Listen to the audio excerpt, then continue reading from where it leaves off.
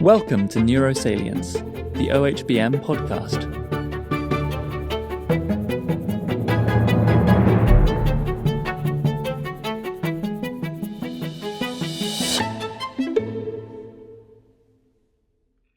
Welcome to the Organization for Human Brain Mapping Neurosalience podcast. I'm your host, Peter Bandettini. Here I discuss brain imaging and modeling with neuroscientists from all over the world.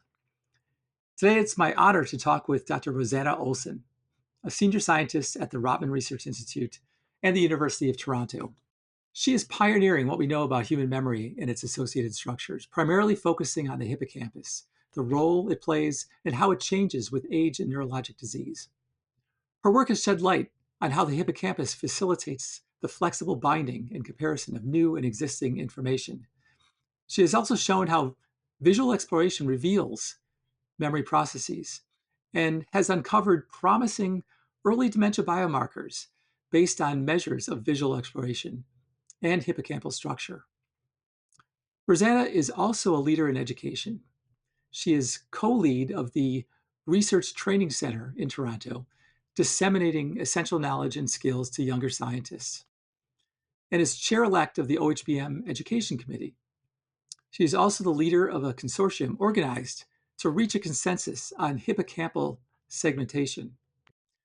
Lastly, she's an avid and very accomplished runner, having run the Boston Marathon 3 times, as well as many others.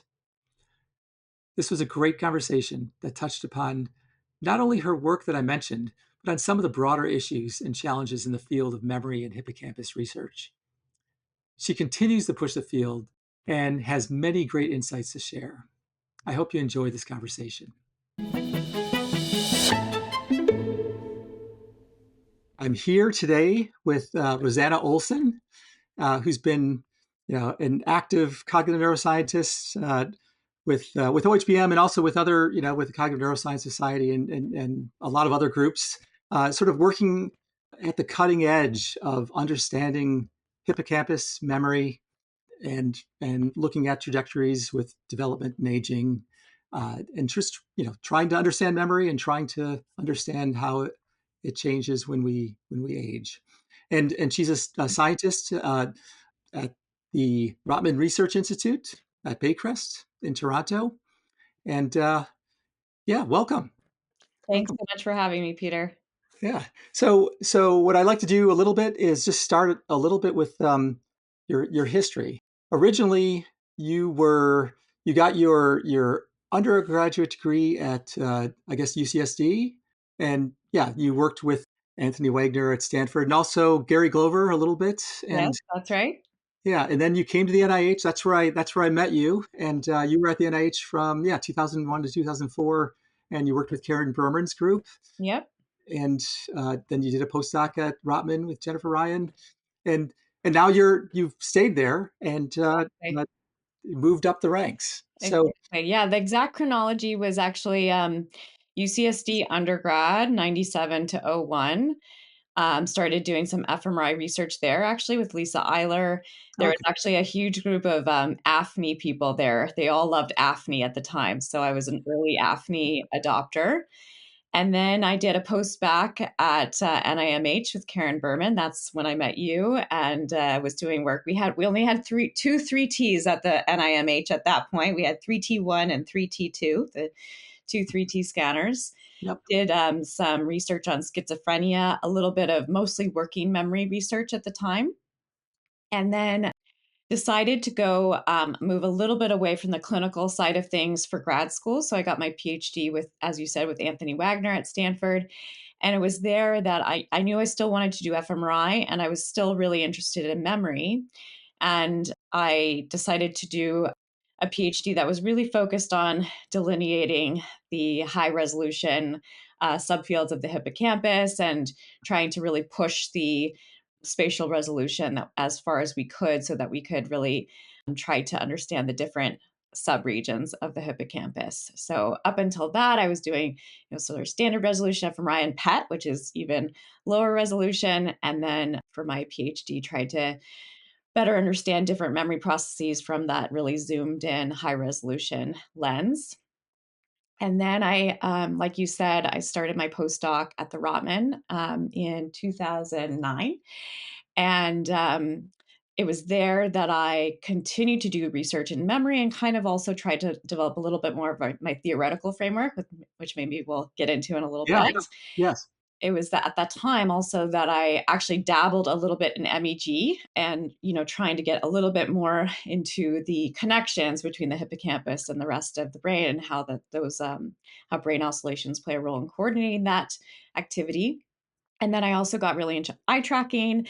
As you know from some of my papers, I've been trying to better understand the role of eye movements in both the formation of memories. So, trying to see how, when we sample visual information, what that does to the quality of the memory or the durability of the memory, but also how eye movements might also play a role in the retrieval of memories. So, we think that actually our eye movements might also play a role in sort of reactivating some of the neural patterns that are laid down during the formation of memories. So that was also a sort of a new direction that I picked up during my postdoc and That's that so I cool. continue to pursue as now a senior scientist at the Rotman Research Institute. And I started my group in 2015.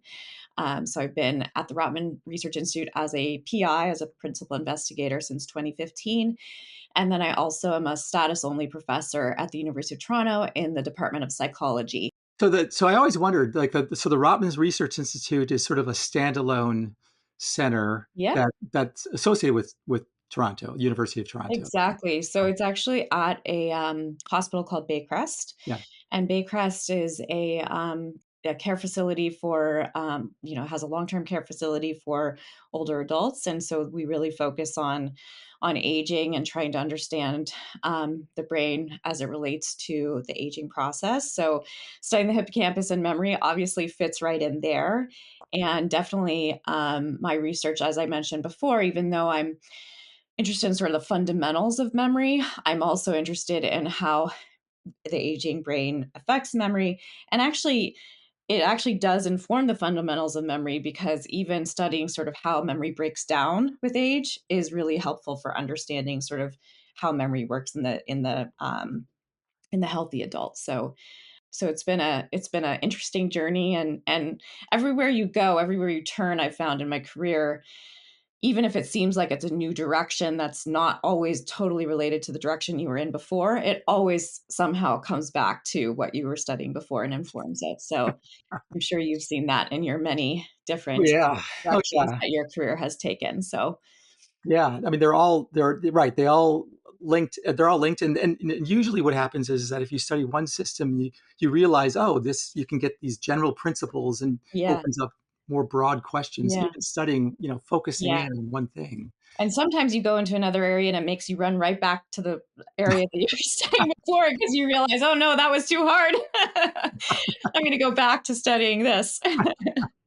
Yeah, I mean it's hard. And before we get into that, yeah, actually, right. As a methodologist, I was just Mhm. talking to you before the podcast that I sort of have this. I felt I've had a gap in following the hippocampus literature, Mm, partially because most fMRI people focus on the cortex because it's mm. easy, because it's easier, at least. Yeah, Um, little bit. yeah, yeah, a little bit, and then the hippocampus But is we have small, and yeah, there's also a lot of pulsatile blood around it, and so I'm like, okay, true. we'll just you know Yeah, focus elsewhere. Where, but yes. you've done it and done amazing Yeah, work. Can you yeah, talk? I have a couple of things to say about that. I mean, one thing that I am inspired by is some of the layer fMRI work that you've done, because obviously some of the same sort of standards that you're trying to achieve are very much in line with the standards that I'm trying to achieve, just a slightly different area of the brain. So far, layer fMRI, in terms of looking at entorhinal cortex layers, only a handful of labs have been able to do it, and it's mostly been at 7 Tesla. Yep. So I haven't had the opportunity to do that yet, but hope to in the future. Well, yeah. Yeah. Hopefully, yeah. I think right. There's a 7 Tesla. We're getting one at Sunnybrook. So Okay. Sunnybrook Hospital with Camille Uladog is now here, and he's Okay. going to be leading the 7 Tesla as soon as they can. It's delivered. It's just not totally up and running yet. So Yeah. So before we talk all about that, I just wanted to. So So you worked with scientists in America, and now you have sort of established yourself in Canada. Mm-hmm. So, and just out of curiosity, how are there any, like, I'm kind of curious what your perspective is on the Yeah. similarities and differences, and also just getting started and everything like that. Sure. Yeah, I didn't know a lot about Canada, to be honest, before I moved here. So I was, especially somebody who grew up in California. I was very much sort of a West Coast person, and didn't know a lot about Canada. But I was living in San Francisco right before moving to Toronto, and when my husband Brad and I moved here, we just said, "Oh, this is basically the same as San Francisco." So we really did not notice too much of a culture shock at all. But I would say that the main struggles or challenges in moving countries has been sort of learning the funding structures that are available for us are pretty different from the funding structures that are available in the US. That's not to say that we don't also apply to some of the same, obviously, funding, like Alzheimer's Association. And also, we are eligible still for NIH grants. Oh, Um, good. and then I've also, but one of the things I think that's a little different about Canada is there's probably a little bit more of an emphasis on connecting with EU countries as well. So there's a few funding opportunities that are specific to Canadian EU collaborations, which is great. And since many of my collaborators are also located in the EU or in the UK, Huh. I've been very active in those pursuing those collaborations as well. But other than that, the grad students, the academia in general, I think is very similar in Canada and the US, is from what I can tell. Not Okay. having been a professor in the US, but Yeah, but still, but yeah, yeah. Okay, yeah. So yeah. that's In interesting. general, the grants are a little smaller, and the proportion of money that goes to Canadian grants is a little bit lower. So maybe that will change in the next 4 years. But as more Canadians will be seeking, funding within Yeah. Canada. Okay. Okay. Mhm. And then just getting started. A lot of people are kind of, who are listening to this are probably either graduate students or postdocs, Mhm. and so what was the sort of thing? I mean, obviously you already had like a theme that you were developing, and you have the advantage of sort of having a postdoc there. Sometimes Mhm. people think of that as a disadvantage because Mhm. I also often tell people that they have to move away and then they come Mm. back Yeah. because people will think of you as a postdoc even though Mm. you're a professor. Right. Uh, Mhm. but getting that started, you probably had some startup and then right, Yeah. get going.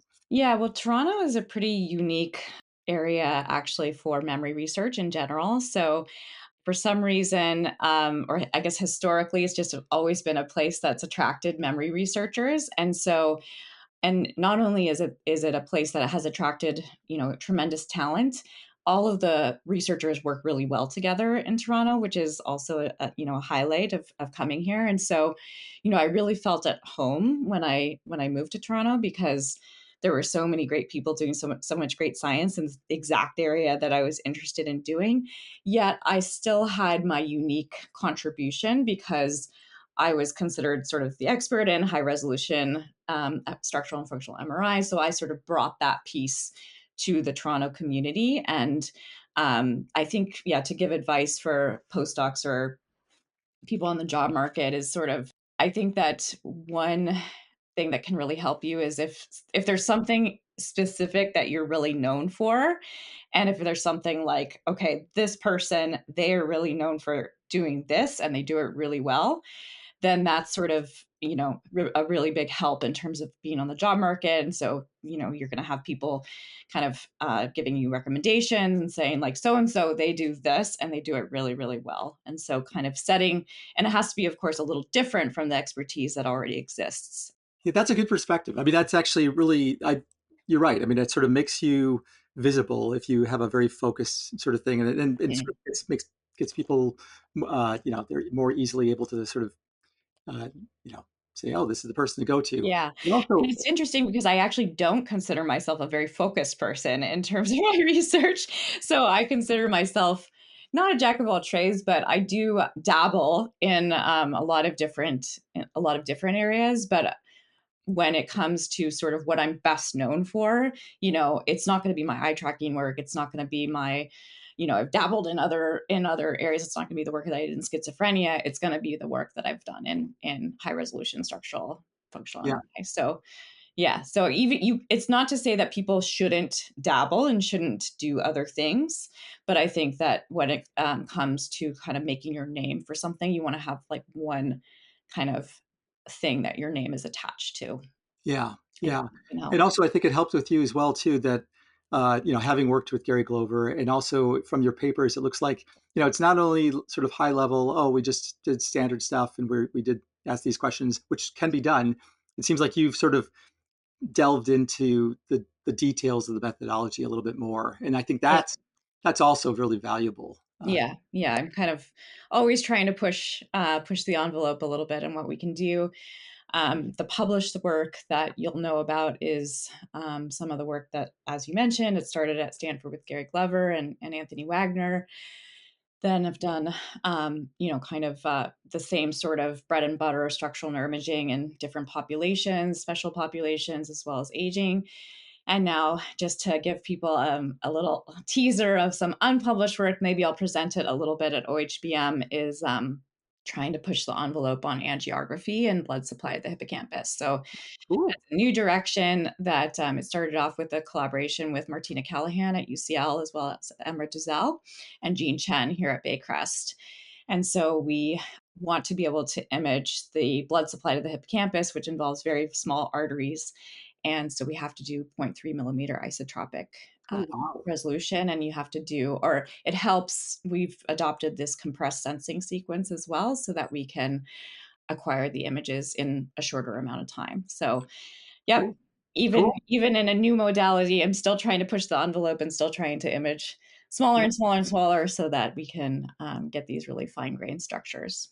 Oh, that, Again, it's hard at 3T, but we're doing the best we can, and then eventually we'll move into 7T as well. all right. Before we get into your papers, Yeah, just to frame the audience a little bit, I yeah, mean, I had to educate myself a little bit on memory and the hippocampus and hmm or memory and all the the structures associated with memory. And hmm without we could spend an entire day yes, talking about, but just to give an overview of like the types of memory and maybe the highlights of what structures are associated with them. mm. Um, Yeah, yeah. yeah, sure. So the type of memory, there's different words for it, but the type of memory that I usually am associated with is called episodic memory. So, the formation of long term memories, the kinds of memories that we think of as like, okay, what did I do last week? Remembering your last birthday, that kind of thing. That's kind of what we talk about as episodic memory. And it's also the kinds of memories that we are explicitly aware of. So we can declare it, we can call it to mind, we can speak about it. And it's a quality of memory that some people argue is sort of specific to humans, although there's a little bit of back and forth about whether some animals also have access to episodic like memory, because there's some dimensions of episodic memory that appear to be present as well in other animals. Yeah. Um, but we know obviously that the hippocampus is really crucial for this type of memory because if there's damage to the hippocampus or associated structures, which we can get into later, it results in amnesia or the inability to form new episodic memories. Okay. So people with amnesia, whether it's due to, brain accident, an accident that damages that area, a tumor that affects that area, or some other problem where their hippocampus has to be removed, if they remove both sides of the hippocampus, you will end up with dense amnesia or the inability to form new episodic memories, but you won't necessarily lose all of your memories, and you also won't lose other types of memory or ability to learn new like motor skills. There's many other types of learning and memory that appears to be supported by other parts of the brain, the cerebellum, the basal ganglia, prefrontal cortex. All of those regions are also critical for other types of learning, but episodic memory and the specific ability to recall rich details about the past, especially those that have only occurred once, those are the ones that seem to be really critically derailed when you get damage to your hippocampus. Okay. And Okay. I also mentioned that associated areas are also really important. So, hippocampus, of course, has white matter structures that project to other areas of the brain, including the thalamus and the mammillary bodies. There's also conditions like Korsakoff syndrome, which affect the diencephalic system, which is the connected or extended hippocampal system. So even in those individuals where they don't have damage to the hippocampus, even that can, if there's damage to associated regions, areas that the hippocampus connect to, that will result in a similar memory impairment. Maybe not as severe as when you remove the entire hippocampus, but it does result in episodic memory impairments. Okay. So Okay. yeah, so that's in general, the type of memory that I study and the type of memory that we think is really critical for the hippocampus. But that said, the hippocampus talks to the rest of the brain, and episodic memory does not act alone in isolation. I think this is kind of an area that you're maybe interested in as well. What's happening with the rest of the brain, and should we? Episodic memory itself is one entity that's important to study, but it's also important to study it in the context of the rest of other cognitive processes that Yeah. are interacting with it, and also change with age, for example. Yeah. Yeah. And everyone thinks of the famous patient HM who had their Yes. Yeah. And actually, there's been a few other famous cases. Larry Squire actually has studied a few famous cases in San Diego. And then there's been a few other famous cases. Like there's one KC who's also studied in Toronto, as well as HC, who has what we think of as called developmental amnesia, and that she didn't develop amnesia later in life. She actually had it since infancy. Wow. So there's been a number of really pivotal, important cases of people with amnesia that have informed our knowledge Cool. of what the hippocampus does. Yeah, I didn't know that like for implicit or non-declarative Mm, memory or even like skill memory. I didn't know like people who have their hippocampus removed, they still can learn skills, they can. which is interesting. I would have thought that would Yeah. still be yeah, It yeah. probably depends on the skill, but the most famous one is a motor skill learning task called STAR. It's called mirror tracing or star tracing, where they have to, HM famously could learn how to trace a star in a mirror. Wow. And even though he didn't remember learning that task. So if you put the pencil in the hand, you show him the star in front of him, he had no idea what you were asking him to do, Yeah. but yet he was able to do it quicker each time. Oh, that's so cool. Okay. All Yeah. right. Well, that's Yeah. interesting. And Yeah. like you said, the cerebellum and Mhm. thalamus might be. I mean, the whole subcortical system. I think, yeah, is I think the next thing that at least fMRI will try to address as well more, but you've been Hope ahead of so. the curve and Yeah. a lot of that. But yeah, and even yeah, like just my experience with memory. I mean, I have some random things. I mean, I remember going to MGH and actually having the McCullough effect induced, and so Mm, you stare at gratings that are different mhm, colors, and mhm, then for like months that just sort of you see mm, colors even if they're black and white then mhm, and mhm. that's sort of like a maybe I'm And not sure what's what category that falls into, but Yeah, yeah, so perceptual learning for sure is interesting, and the interaction between our perceptual systems and our hippocampus are very, we think, very important. And Van Essen, the famous Van Essen wiring diagram, actually shows the hippocampus as the top of the visual processing stream. So you have V1 at the bottom, and you have each layer going up, feeding into the hippocampus, and then everything's kind of connected at the hippocampal, at the level of the hippocampus. okay. So definitely a lot of, Yeah. in humans, especially, and probably in other primates, the visual system plays a really large role in our memory, and the connections between visual Yeah. perception and the type of visual memories that we're able to encode. Okay. Oh, yeah. And there's so many other aspects, like, emotion can upregulate it to some degree. And, but so let's just get into your papers. Sure. So, and also to I think that, the contribution that strikes me the most is this idea of, of the hippocampus working as a sort of a binding of information as opposed to Mhm. just sort of like encoding it. Yeah. Um, could you walk us through maybe your theory of like what's happening, like when somebody, let's say they're learning some facts, like what Hmm. uh, obviously we really ultimately want to know the actual mechanisms, but let's say just describing it, like Yeah. what role does hippocampal play, and then how does it speak to the cortex, and how is it Yeah. what's happening as far as that's concerned? Yeah, thanks. I'm happy to talk about that. And one of the papers was a review paper that I wrote in 2012 with my postdoc supervisor, where we tried to sort of outline our thoughts on this. Yeah. And I'm certainly not the first person to talk about the role of the hippocampus in binding, and there's a long history behind us on that, building on some of the work that Neil Cohen and Howard Eichenbaum first wrote about in their 1993 book, where they talked about the critical role of the hippocampus in relational binding. And I also just mentioned the Van Nessen circuit diagram. So a lot of these ideas come not necessarily from the patient, some of the ideas about episodic memory come from patients, like I was speaking out before. Yep. The ideas about relational binding have really come about more about the structural organization of the brain. So we think about the structural organization of the brain. We think about how our episodic memories are multidimensional and rich. So when you remember, let's say, your son's birthday party, you not only remember like what he wore that day, you remember that it might have been sunny outside, you might remember the birds were chirping, you were outside in the picnic and there was food available and you guys had pizza, you remember the taste of the juice that you had. So there's all of these associated rich multimodal details that are associated with our episodic memories.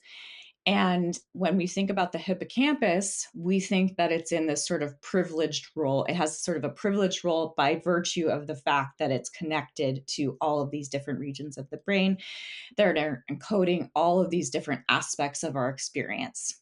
So the neocortex is getting all this information that is collecting, information about auditory information, gustatory information, sight, smell, touch, everything, and vision. We mentioned very important. It's all getting fed into the hippocampus.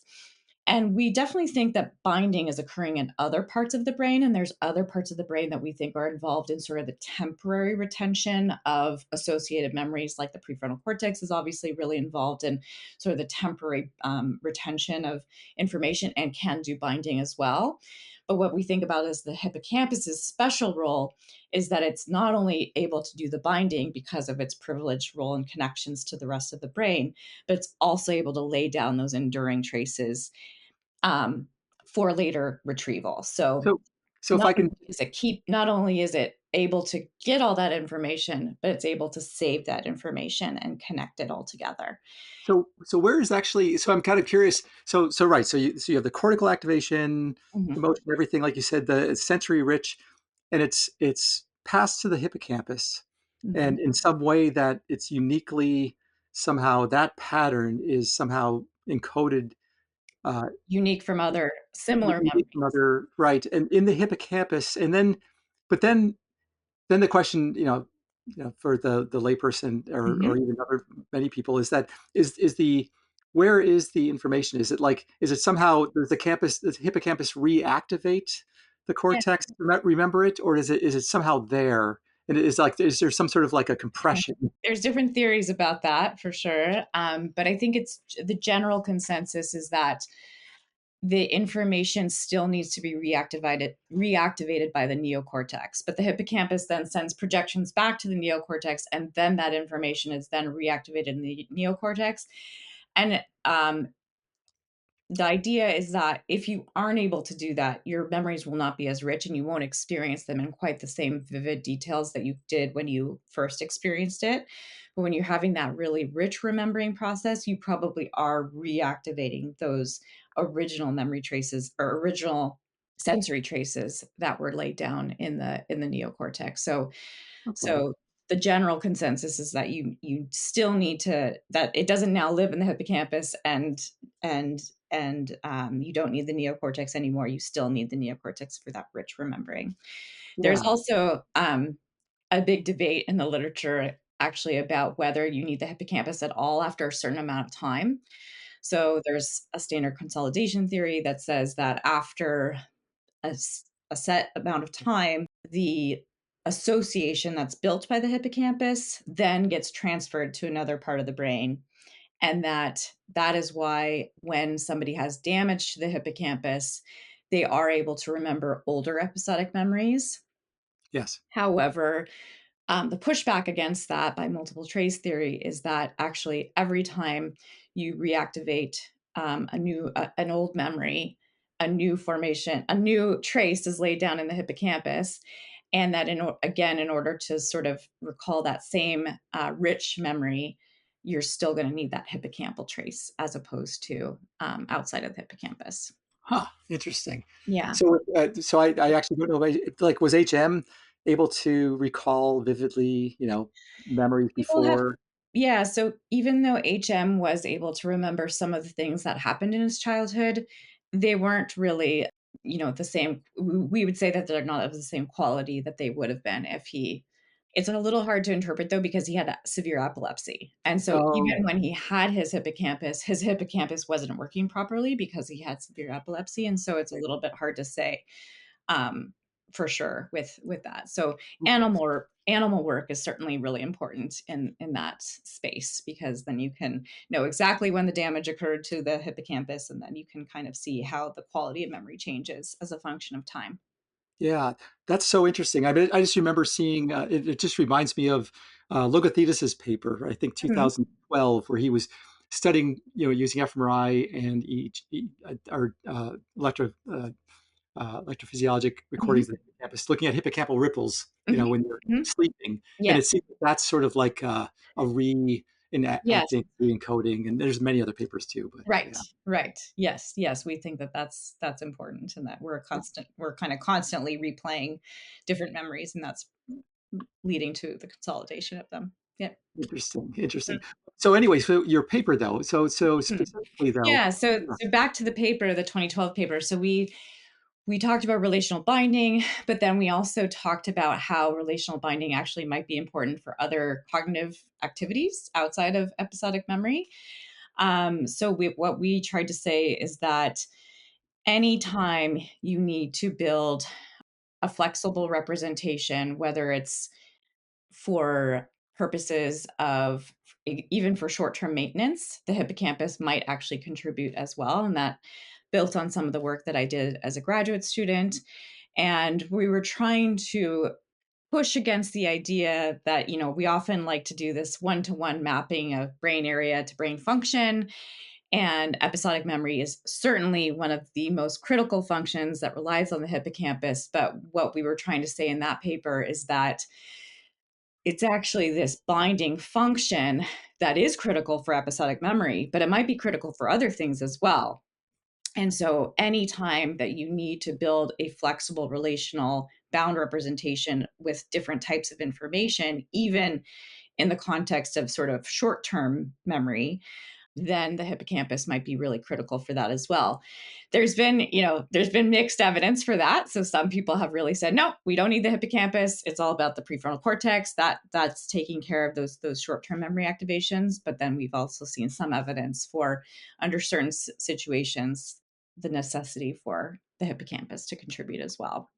okay, okay, Yeah, all so right, that's the relational binding part. We also added on another part, which was the role of the hippocampus in what we called comparison, which is more about the retrieval of memories and trying to understand whether the information that's presented in front of you, again, that sensory input, whether that matches what's stored in memory, and that the hippocampus is playing this big role in the comparison of new information. If it's indeed new, then you have to pay more attention to it. You have to encode it. You have to try to integrate it into your existing knowledge. yeah, And if you do a comparison process and it turns out, "Oh, I've seen that before. Yeah, that's so and so. They might have a new haircut or something like that, but I know that person. I don't yeah, need to pay attention. I don't need to encode that information." So that was the other sort of as part of our framework where we were talking about binding and comparison. Those were the kind of concepts that we came up with to try to describe the hippocampus. okay, okay, We haven't really come back to it. I would love to go back and sort of say, okay, whatever, however many years later, maybe 15 years later, in a couple of years, we'll say, well, what have we seen so far to support that theory, and what have we seen that doesn't support it, and can we update the theory? yeah, yeah. No, I mean, I was just going to ask, like, how can you further test that theory? Like, Yeah, what? yeah. So then we can get into some of the nitty-gritties of the limitations of our the tools that we have. And some of the limitations of fMRI specifically have not allowed me to address some of the questions that I want to address with the functions of the hippocampus, just because it's happening at such a rapid time scale that if the hippocampus is both absorbing information and forming new bound representations, and at the same time doing a comparison process, you're probably not going to be able to study that with fMRI. Yes. Yeah, yeah, right, exactly. I mean, that's the problem I often think. So, designing a paradigm for like a memory paradigm, it's like you're always encoding new memories. And Exactly. and how do you and so how do you separate retrieval from encoding? Exactly. Uh, yeah. And there's been um, a ton of work trying to understand memory and encoding encoding and retrieval and the sort of reciprocal relationship that they might have with each other, and the time scale in which, for example, Michael Hasselmo would say this is occurring. He's saying, oh, this is something that could flip on the order of like milliseconds. So we obviously don't have access to that, but it does seem like there might be some slower timescales in the brain that people have been studying now, where we might still have access to using fMRI, where the brain does seem to be going into certain different states, which might be a longer scale, which they might be more biased towards encoding versus retrieval. But those really rapid switches between binding and then the comparison, that we probably need electrophysiology recordings for that. So, Yeah, yeah. yeah. So, Or maybe, it seems like during sleep you're not really encoding. It seems okay. like maybe that might be a way to probe the, maybe if there's different. Well, you're going to have to invite Ken Fowler on your podcast, because he's been doing some really interesting work. It's more about reactivation of memories. So he's at Northwestern, and they'll do things where they have people study before they go to sleep. They have people study something and they associate with like an auditory cue. And then they play that auditory cue when the person's sleeping to try to elicit the replay while the person's asleep. And it gets in. So Wow. as you probably have experienced yourself, when you hear something kind of sometimes get incorporated into your dreams and your thoughts. So, Yes. but you're right. There's mechanisms when you're sleeping to try to shut out those external things. Yeah. I mean, it's such a fascinating problem, and I wonder if and so when I kept on reading your papers, I kept on thinking, oh, the bigger picture of brain mapping is sort of like, okay, so we can only do so much with our collecting our data and inferring what's happening in some sort of a model. But I Mhm. mean, people tried to actually do not even computational modeling, more like neural network model or Yeah. some sort of deep mechanistic model Yeah. of how this might happen. Yeah. So while we can't get at the temporal resolution with fMRI, we're getting a little bit closer to getting at the spatial resolution that we would need to look at the circuit. So, for example, we know that within the layers of the neocortex, some are going to have more feed forward projections into the hippocampus, and some are going to have more feedback layers, or Yep. have more of the feedback layers. So, if there's some sort of loop that is important for both the encoding and also the retrieval, might be a slightly separate loop. And if we get high enough spatial resolution, and if we are clever with our experimental design, then we might be able to circumvent some of the limitations of the temporal resolution of fMRI to be able to actually see the reactivation as it's happening from the hippocampus back to the neocortex. So that's really the ultimate goal as a neuroscientist, is actually not just we know what's going on, inside the hippocampus. Oh, it's active while you're encoding. Okay, that's great. It's active again when you're retrieval, but you want to actually know mechanistically and computationally what is happening and how it's talking to the rest of the brain. And maybe with layer fMRI and that resolution, we can get at that. So, Yeah. um, And what about definitely again with 17. yeah. I mean, layer off, right? Not only right, and who knows? Maybe when the hippocampus talks to the cortex or sort of encodes, it's layer 4, or maybe when it's feeding back, it's upper and lower layers, and you see that in the cortex, but in the hippocampus, Right, which is also layered to some degree. You might be able to differentiate, maybe right, and maybe we can go into like the anatomy of the hippocampus. But one random question at the top of my Mm-hmm. head, Mm-hmm. in terms of interrupting or the timing, I've Mm-hmm. never heard of studies using trying to use like TMS with the hippocampus. I mean, it seems like it's accessible. Are there are studies by Joel Voss, also at Northwestern, who doesn't TMS. You can't TMS the hippocampus because it's too deep, but you Okay, can TMS areas of the parietal lobe that are directly feeding into the hippocampus. And so his group has actually been very successful in affecting the activity of the hippocampus remotely, yeah, by targeting a region of the parietal lobe that has direct connections to the hippocampus. okay, So yeah, that's another way of disrupting circuits, or either both disrupting or enhancing circuits. So we have sort of gotten to play in the way that others have been able to play with TMS. Yeah, okay. I mean, right. I mean, there's all kinds of you need right this array of tools, and you you really need. do. You really, really do. Yeah. And it seems like more than even other sort of fMRI or other sort of cognitive paradigms, you have to be. I think that there's a lot of room for being like really clever in terms of designing an experiment to see what you can infer. It seems like there's more space, there's more of a need to like really precisely design things, like in terms of the timing and whatever. Yeah, there at the same time, there's also been a move against those really tight experimental designs and doing more, not just resting state, but also the movie experiments, which have been really successful in looking at sort of the evolution again of these timescales of understanding. Yeah. Yep.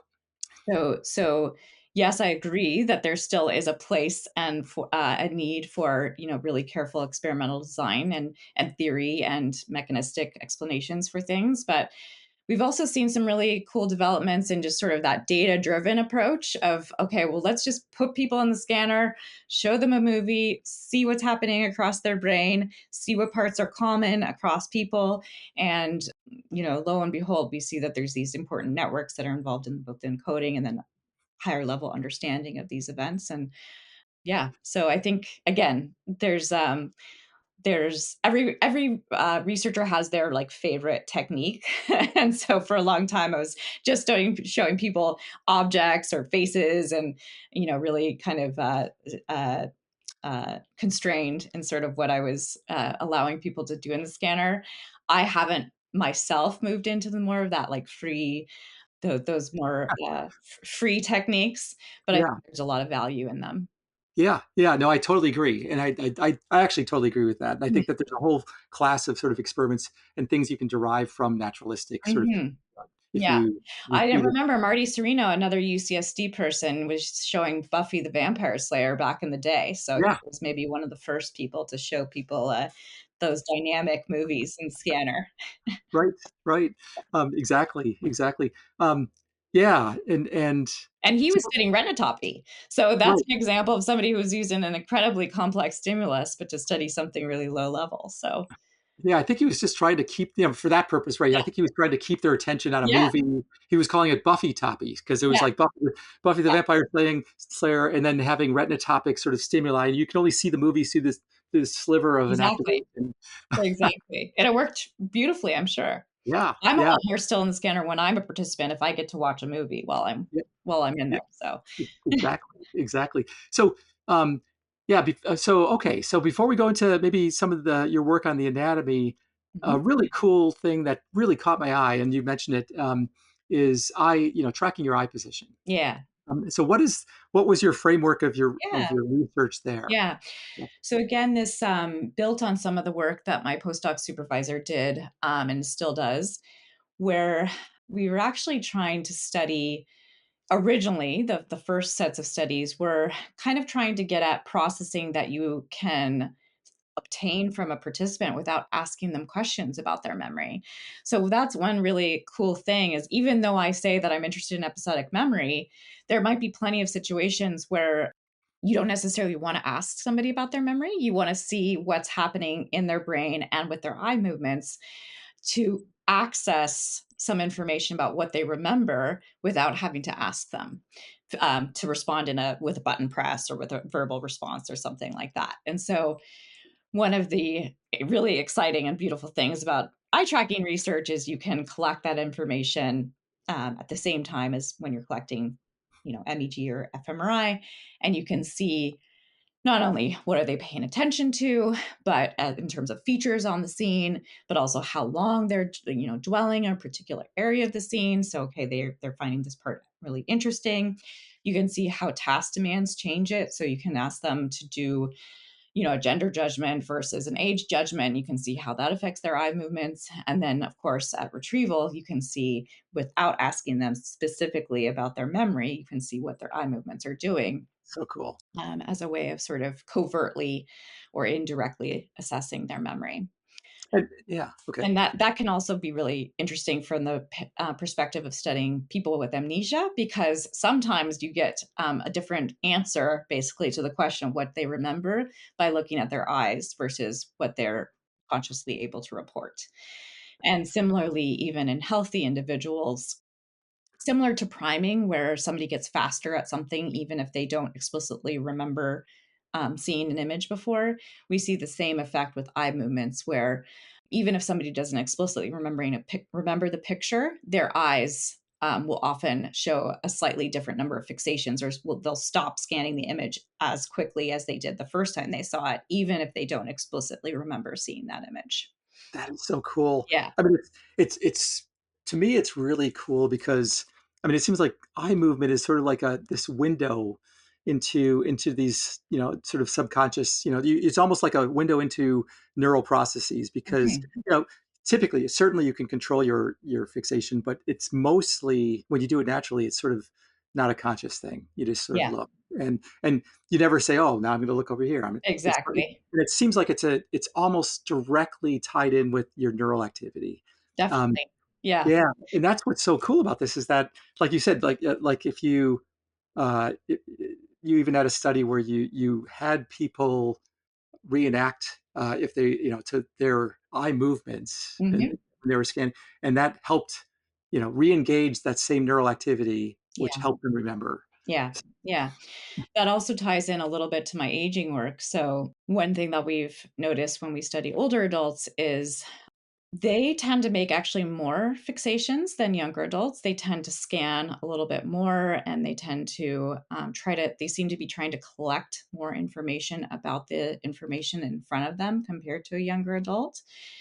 And interestingly, it doesn't seem to help their memory. So while we see this like I've seen it across multiple studies I've done in my own lab, other people in totally different labs have reported this, that the more you are fixating on an image, the better your memory for that image. It's, Yeah, that's very well established in younger adults. But over and over again, now we're seeing in our older adults, even though they're making more fixations compared to youngers overall, it doesn't seem to be benefiting their memory. hmm, So there does seem to be, as you said, this very fundamental relationship between the neural processing and collecting that information. The more information you gather, the stronger that memory should be. yeah, Something's breaking down in yeah, older adults. So something is breaking down and we don't know yet what level that is, right? It could be just at the visual acuity level that their visual acuity is worse, but we try to control for that. We try to make sure that their vision is corrected.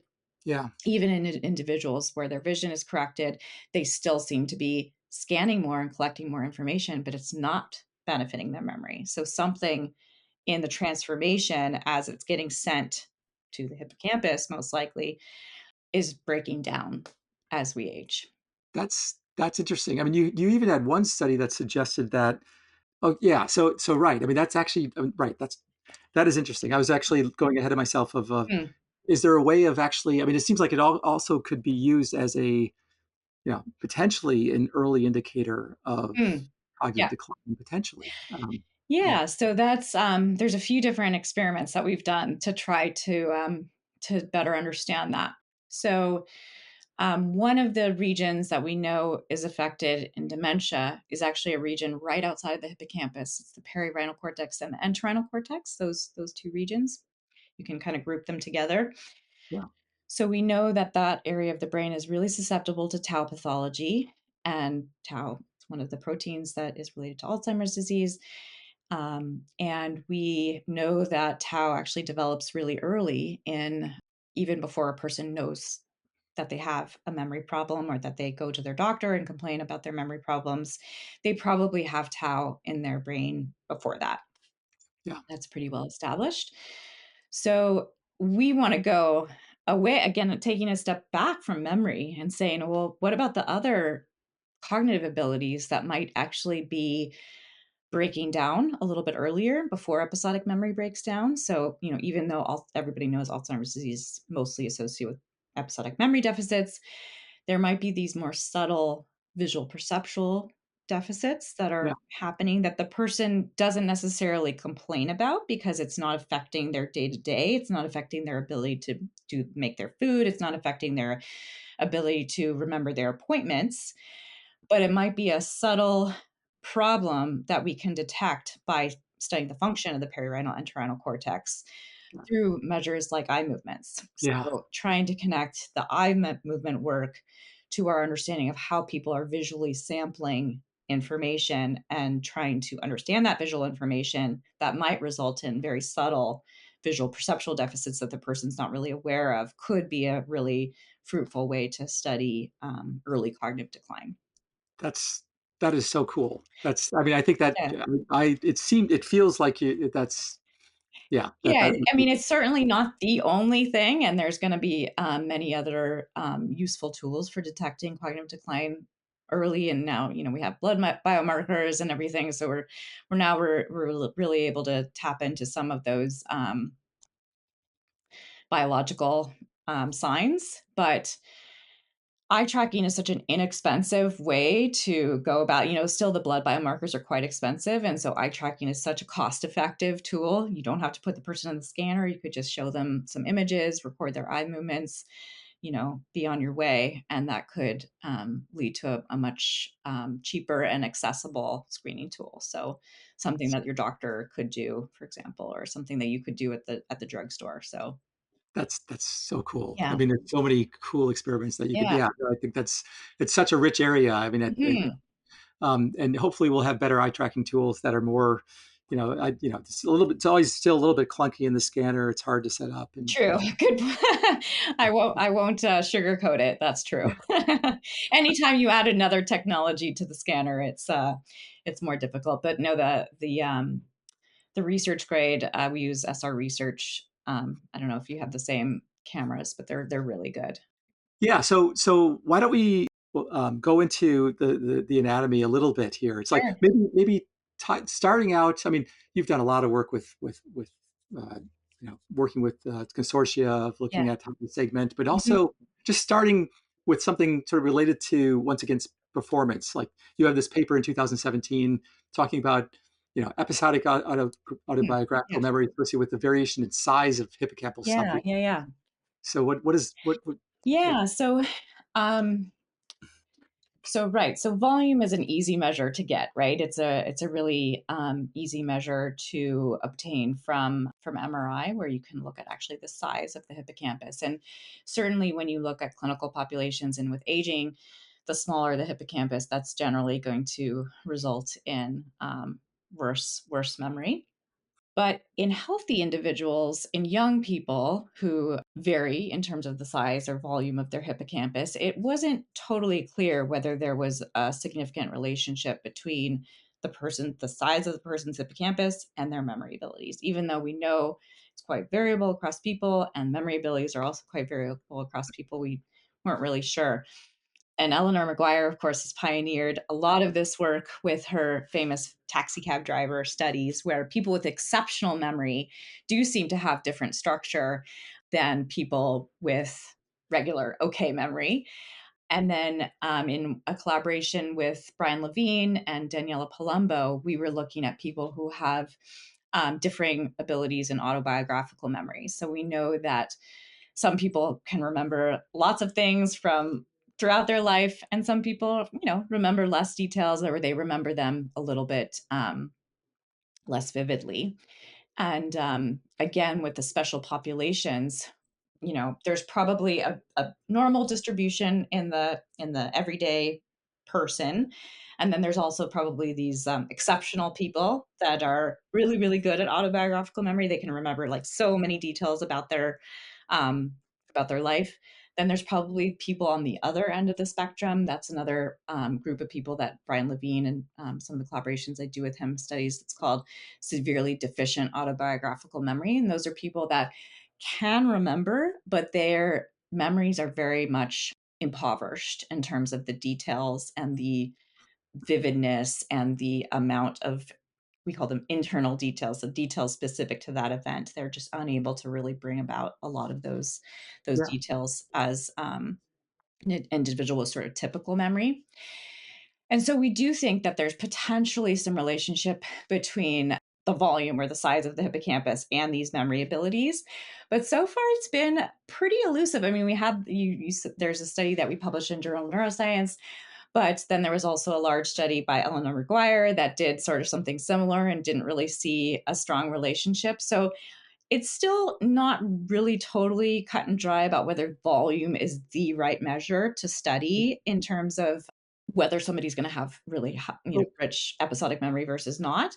There's other features of the hippocampus that are probably also really important to study, and actually some really cool work out of another Canadian institution, Western University.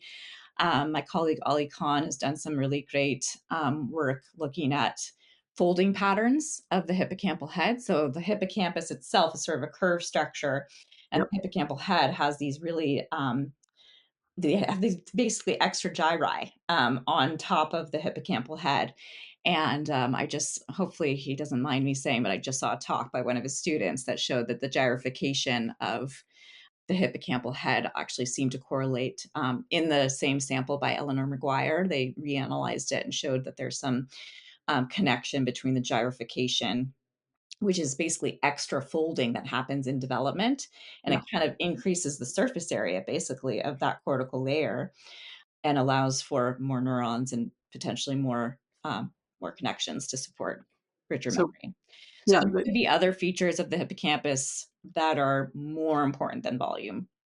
so just out of curiosity though, with Eleanor's study, so let me just if I understand it. So you were talking about intrinsic memory ability, but if I understand Eleanor's study, it was sort of like, these taxi drivers Oh yeah, the think that initial studies she did. Yeah, so the yeah. initial studies that she did back in the early 2000s were all about these special populations, but she since has done some large studies, and actually right before she died, she published and made available this really large, rich data set of healthy adults Okay. that's studying normal variation in healthy adults. So do you think that the normal so what I was getting at though is that the taxi drivers were Yeah. forced to, Yes. they Yes. had this task that really drove their Yes. memory.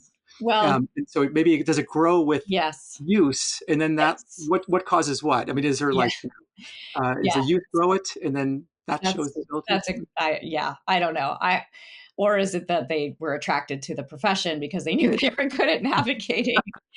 I mean, she did try to do some studies that showed that longitudinally that it grew and that there was changes, and there could be some evidence to that. But yeah, it'd be interesting to look at this gyrification pattern thing in development, so in young children, to see if even at an early age, somebody who has that gyrification pattern has a superior episodic memory.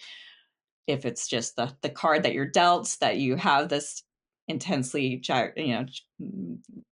very folded hippocampus, you're going to end up having better episodic memory, or is it something that you're developed? I don't know the answer. Yeah, or even Yeah. if the gyrification I mean, I remember one study, I don't even know if it was published. I saw it in the NIH with Carlos Cerati, I think, looking at anatomy, and he was actually looking at the gyrification as well, and he Hmm. claimed that there was an association between gyrification and depression as well. Like people who are depressed, it was Hmm. smoother.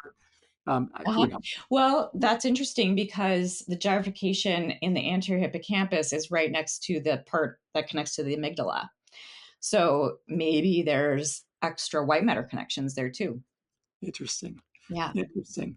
And then the classic study that I heard about at UC Irvine, I think, Hmm. Yeah. James McGaw, it's Yeah. got popular press because he studied this population of like Yeah. people who What had an perfect, interesting group. yeah, perfect autobiographical memory. And it's like, oh, wow, this is really cool. And then he did a MR scan. And back then, it wasn't that long ago, but I looked at the Yeah. images and they're like, I don't see Yeah, much here. I'd be surprised if they haven't brought those folks back to Right. them with Craig Stark there, because I think Craig Stark might have taken over some of that work. So maybe something's going to come out soon about Good. their subfields. We'll have to stay tuned.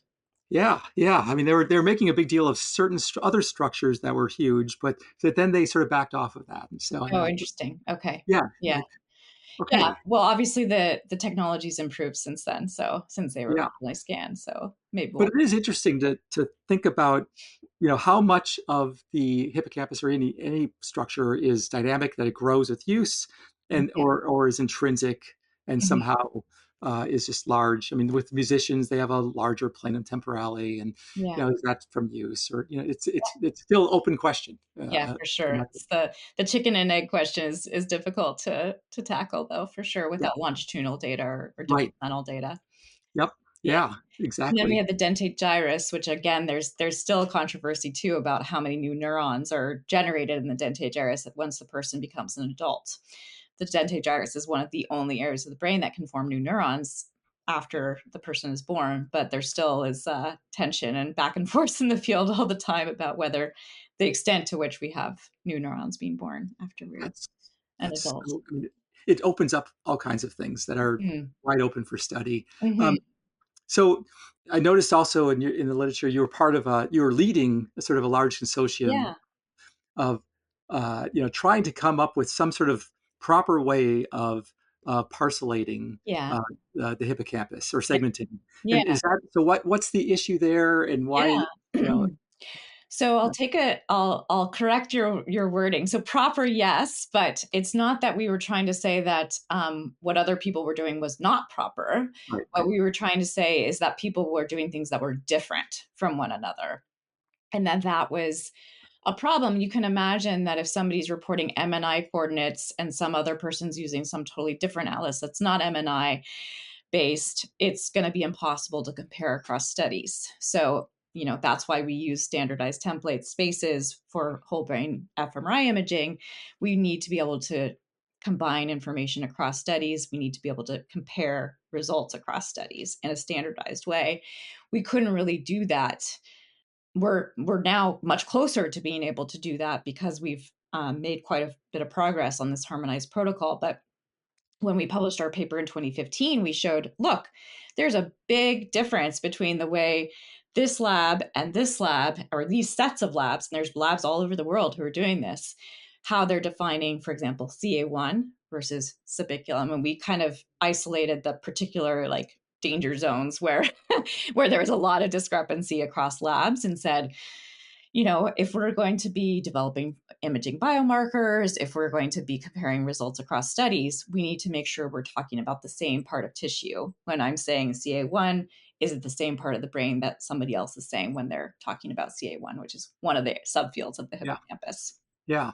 It has been a tremendous amount of work. I'm not going to sugarcoat that one either.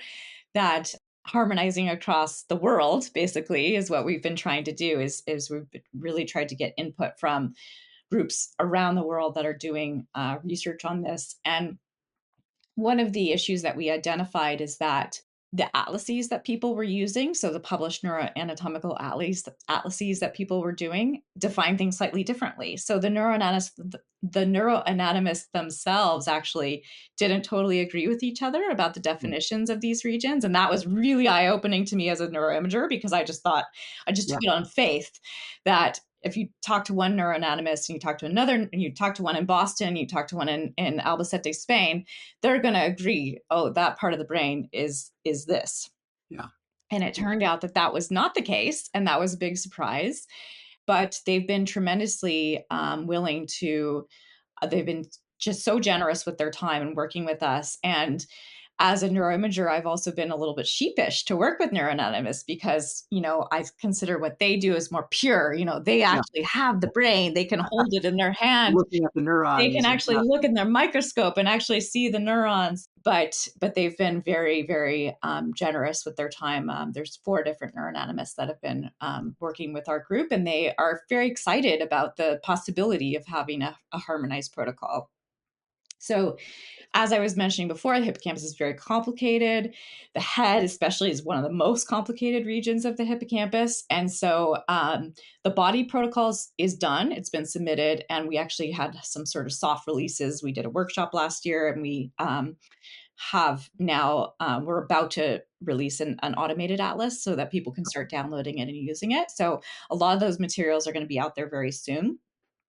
The hippocampal head protocol is still in development, but again, we're making great progress. And then we're also moving into the MTO cortex. So looking at entorhinal, perirhinal, perihippocampal cortex, and we're also doing harmonized definitions of those regions because those regions, not surprisingly, are also differing across labs. So yeah, it's been a tremendous amount of work, but using high resolution MRI, we definitely are able to see features of the hippocampus that enable us to delineate those subfields. We just have to decide on what we want to use as those boundaries so that people are all doing it the same way and that we can make comparisons across labs. Okay. So that's tricky though, because right, I mean, different MRI has different contrasts, Yes. and also it seems that, do you want to divide it by just, what makes sense in terms of, what MR features there are, or in terms of like how you understand deeply what the function should be in those Yes. regions? Yes. Yeah. And absolutely, I think there's room for both approaches. And again, this sort of data-driven approach has been really fascinating. And what we've seen from some sort of functional definitions of the hippocampus is it doesn't always match the subfields. So that's super interesting, right? Is that, okay, well, even though, 100 years ago, somebody looked in a microscope and said, okay, this region is different from this region, and we know there's different cell types for sure, it seems like the connections between those cells and the rest of the brain is also really driving the function of that region. So that's a part that couldn't really be studied as readily by postmortem techniques. So we were missing that part. So the definitions of the hippocampal subfields didn't necessarily get the same. They know about, they certainly stain for myelin and they know about the connections of the brain, but they don't have the functional dynamic activity that you have with Yeah. fMRI. And so that's why it's been super interesting to see the developments that have come out of. There's a lot of labs that including Simon Eichhoff's lab and people in Germany who have done some sort of more data-driven approaches to understanding the functional subdivisions of the hippocampus. And certainly the long axis of the hippocampus, anterior versus posterior, seems really important. We sort of already knew that even with univariate MRI, Yep. but now we know it even more so with these functional parcellations. Okay. Mhm. And it seems like, right, I mean, the better the MR scans get, you might have to, revise the definitions, and maybe there Mhm. might be other parcellations that Exactly. appear. Yeah. Exactly. Yeah, for sure. For sure. Cool. Yeah. And then, open science obviously is super important in that respect too. It's like sharing these atlases and making sure that the atlases that we produce are available, and then that other people who are doing these functionally based definitions that they'll hopefully share as well, so that we can kind of compare across Yeah. them. Yeah. Are there, I mean, right. I mean, it seems like in terms of, MR and MR, it seems like, right, you have to agree on its own coordinate system in some sense. I mean, do you unroll the hippocampus, or do you keep it, it's like Yeah. what, yeah. Yeah. I think there's another researcher at McGill who is doing sort of hippocampal maps and trying to put different maps in the same space. And I think there's similar. I think it's mostly voxel based at that level, but I could see a flattened version could also be really useful to see how those subdivisions kind of relate to one another. Um, The other thing that I was going to say is, you kind of have the same problem with these cortical atlases where we have Brodmann areas, we have the lobes, we have the Yep. 7 regions, the 7 network region, Yeah. the Yao parcellation, we have the Schaefer parcellation. Oh, And it's yeah. so confusing about how they all map onto each other. So we had the same problem in the hippocampus, but yeah, we will need to come up with a good way of mapping if we have this structural definition and how that maps onto the functional definition. It'll be important to be Yeah. able to translate between the two. Yeah. I mean, it's right. It's sort of like a moving target, but Yeah. it's a really important thing, right? You have to agree on what you're looking at Yeah. and to make inferences about that. But yeah, no, Yeah. yeah, that's great that you're doing that. And it's sort of an ongoing sort of thing as far as that's concerned. Yeah, Uh, it is. Yeah, we're getting closer. So we consensus is hard. The other thing that we kind of adopted and was important to us was that we wanted to get buy-in from all the users, potential users of the atlas. So in addition to talking to the experts, the neuroanatomists themselves, as well as the experts in neuroimaging, we wanted to make sure that the users understood the protocol, agreed with the protocol, that they could see it using the protocol in their own labs and using their own data. So we've also actually done quite a bit of consensus building through questionnaires and whatnot to try to make sure that people will use the protocol when it's finalized. yeah, that's great. And are there? I mean, it would be nice to have like a specific platform, like a tool set, Yeah. like So right now, Acme or something like that. Yeah, right now, we have some of the protocol materials just on Nitric Okay. as our platform. We also, obviously, if you look at hippocampalsubfields.com, you can see our website. You can get more information there. You can also look at YouTube videos. The other thing that we're doing is trying to make it available for automated segmentation. And the main tool that we've used is called ASHES, Automated Segmentation of Hippocampal Subfields, out of Penn. And so for the ASHES download, you should be able to download not only the program, but also the atlas. So that's another way in which we can disseminate it. Actually, one of our R01 aims is focused on dissemination. So keep your eye open for future opportunities to learn about the protocol, because that's obviously important to us too, is not only producing this material, but also making sure that people understand it and can use it. I'm also giving an educational course at OHBM on neuroanatomy. I'm part of the one that is organized by Hiramasa and Nicola. And so I'll talk about the hippocampus and the harmonized protocol there as well. Okay. Okay. That's awesome. That's awesome. So I'm tempted to talk briefly about one more paper, then go into final things. But just one more. I'm kind of curious about your more recent paper, also on lifespan Oh, development right. Yeah. subfield. So So speaking of subfields, yeah. yeah. So so far it's mostly been in adults only. So I haven't really studied children at all.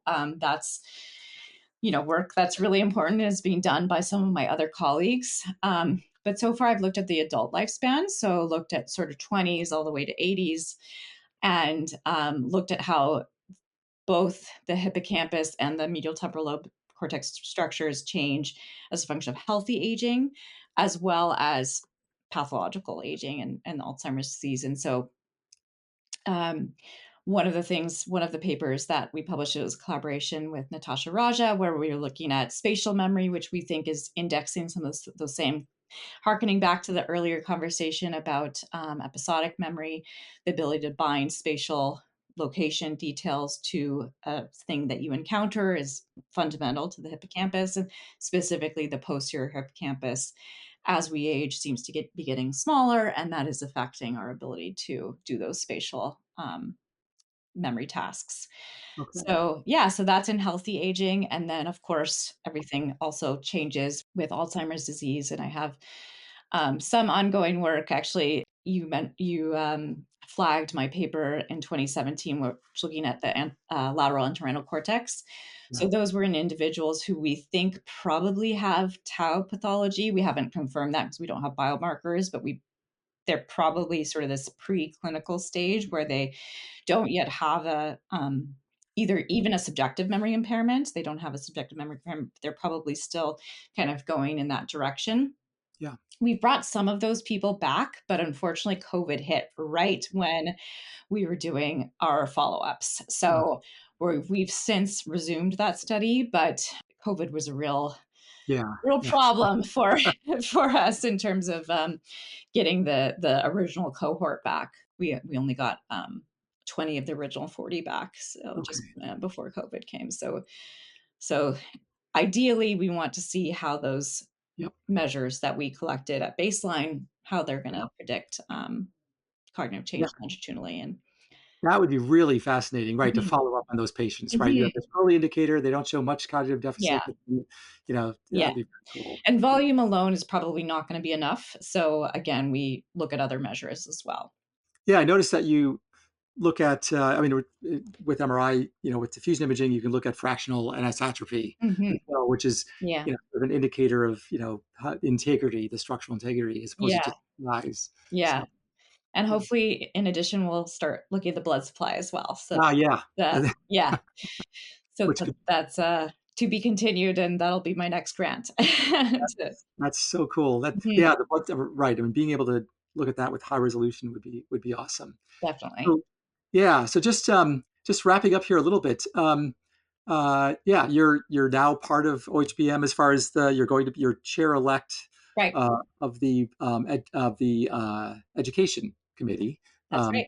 and so you've been actively involved in that. And Yeah, also, I've I been forgot. attending OHBM since 2002, I think was my first one. 2000, Oh, wow. Sendai, Japan. Oh man, yeah. No, I remember that one. That's speaking of episodic memory. I Yeah. remember that well. Yeah, it was a good experience with Yes, they had Asimo the robot on the stage I at remember that. Yes. award. Who could Um, forget that? yeah, exactly. And also, I forgot to mention, even in terms of education at the Rotman, you're directing or co-leading the Research Training Center, which I think Yeah. is a really cool initiative with just within your center. So Yeah. I don't know if you wanted to talk about briefly. Sure. Yeah. So, I sort of grew up at the Rotman in terms of my postdoc, and I learned a lot there in terms of professional development, technical development, all of that. It was such a rich training environment, and the Research Training Center played a fundamental role in that. And so when I became a professor, or actually, yeah, so starting in, it was after I joined as a PI, but in the more recent years, I decided to take a more active role in the leadership there. So we put on many, many events. So we have workshops, we have a weekly round series, we have technical development, professional development, we host outside speakers. So it's a great way to stay current with what's happening, but because you're constantly looking for the latest stuff that you want to have presented to the trainees, but also to make sure that they're learning what they need to learn in terms of how to use AFNI, how to use R, how to use Python, how to do LLMs.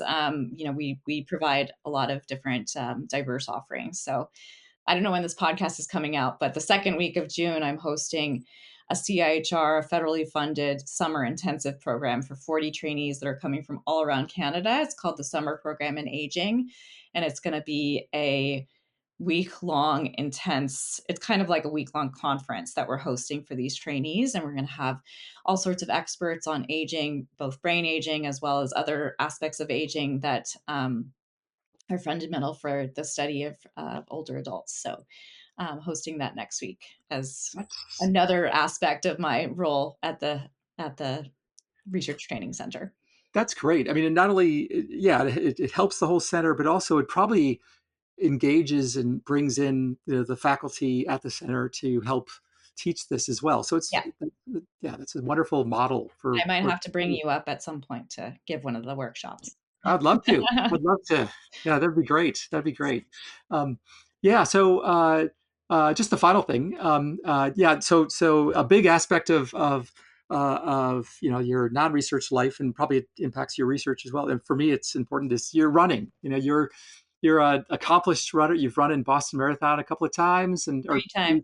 yeah, three times, and yeah, and there's this app Strava that a lot of runners are on, and I follow you follow me on Strava, and for me, running is sort of fundamental. It's as important as brushing my teeth in the morning, Mm-hmm. and probably that's the same for you. But I'm kind of curious about whether you picked it up later or you've always done it, Yeah, or what your experience with running is and how it affects sure. your work and everything. Sure. Well, I can't attribute it to running, but I can attribute my interest in psychology directly from sports, because when I was a younger person, I was not a runner, I was a gymnast. And I got interested in sports psychology because of the aspects of, performance and focus and being able to control your emotions and all of those aspects that come along with sort of, being an athlete, and having sort of that high stress, and also being able to sort of like tune everything else out. So I got interested in sports psychology. And that's what I wanted to major in when I was at UCSD, but nobody does sports psychology at UCSD. In fact, there's a lot of cool people doing neuroscience research at UCSD. And so then I did a left turn and decided that I wanted to study neuroscience instead. And then, got into, I always liked to run, but it was never, it wasn't a passion for long distance running until I was a grad student. And I did my first marathon, and then Oh, wow. I got Okay. hooked. I took a good amount of time off when I had my kids, so I didn't really run for that period. But then after my son was my younger, I have two kids, and when my son was around 2, I decided, okay, I want to get back into running again. And then my second marathon, I got really close to qualifying for Boston. And then that was how I got the bug. So once I realized I was so close to qualifying for Boston, I thought, okay, well, I got to do a third marathon. Got to qualify for Boston. Then once you qualify for Boston, you want to do the next one, the next one, the next one. And so that's sort of one of the things that's driven me to stay really active with running, is kind of checking off these milestones. So now I've done Boston, Chicago, New York. I'll do Berlin in the fall, and then I'll have to do Tokyo and All the major see the running. world. Yeah. It's also the way I explore a new city. So if I have a conference in a new city, the Oh, first yeah. thing I do is I look on Strava on the heat map, and I look to see where people run. And then usually I find like the river or something, some body of water that I can run along during my Yeah, yeah. No, I remember going for a run in Rome. That was awesome. And I also use Strava, but also something called Run Go. Mm. It helps sort of like, and there's local. It's kind of like a mini Strava, sort of a quirky version, but it really works well for even planning runs. But anyway, but yeah, no, actually, and I mean, you keep. It seems like you're keeping on improving. I mean, your best time in Boston now is like two. Oh, it might be behind me now, but we'll see. We'll see. I did have my 3:11 in Chicago. So I'm sorry, 3:11. I'm sorry, yeah, 3:11. yeah, 3:11. yeah. That's and just yeah, that's We'll amazing. see. We'll That's see. like It might be 7. behind. My fastest days might be behind me, but we'll see. Still. I mean, yeah, that's impressive. Just as a perspective, right? Um, uh, yeah. So, and also one thing, and just bringing it back to the concept of aging, and Mm, something struck me mm, the other day, because usually cognitive aging. I mhm, mean, I feel this too. I actually don't feel older, and maybe there's a lot of compensatory mm, mechanisms with mental operations. I mhm. feel like maybe there's some, like my memory maybe might not be quite it, but in general, like it's usually a blind spot with people Yeah. if they with healthy aging. It's like Right. I feel like, oh, my brain works just as well as it did when I Uh-huh. was 21, and Uh-huh. it's, you don't Yeah. even know. But actually, with running, I've been running all my life, Mm, well, most of, since I was like 18. But mhm, and I have very clear metrics mhm, of, and it's like, oh my God, I am getting slower, and there is nothing I can do mm, about this. mm, And it's very clear. mm, And if my brain is aging similarly to mm. my body, Yeah. my God. Oh, yeah. I think your brain's still good. Even if you're getting slower and you're running, your brain seems to be still firing at all cylinders. Yeah. Well, thank you. Thank you. I think that people learn heuristics of, I think there is a lot of more compensatory stuff, maybe, Sure. but with For sure. physically running, you can't hide much. You can't, it's just performance. Yeah, yeah, it's true. But it's a very clear objective metric. But Yeah. I mean, you're slow compared to your older self, but compared to other people your Well, age, I'm sure you're still very quick. yeah. Well, yeah. I mean, yeah.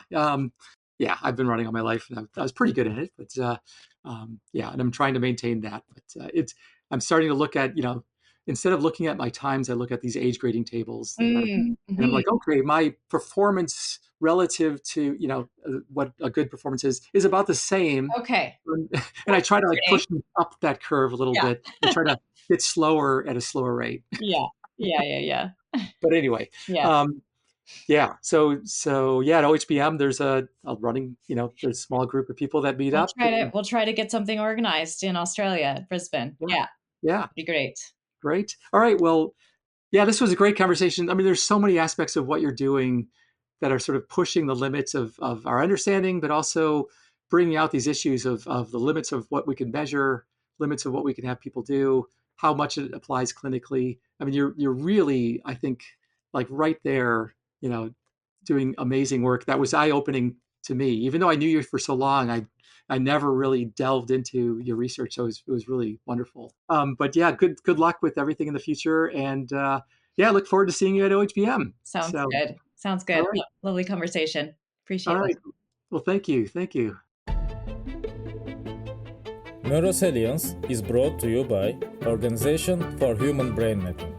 This week's episode is produced by Xiqian Michel Li and Ömer Faruk Gülban.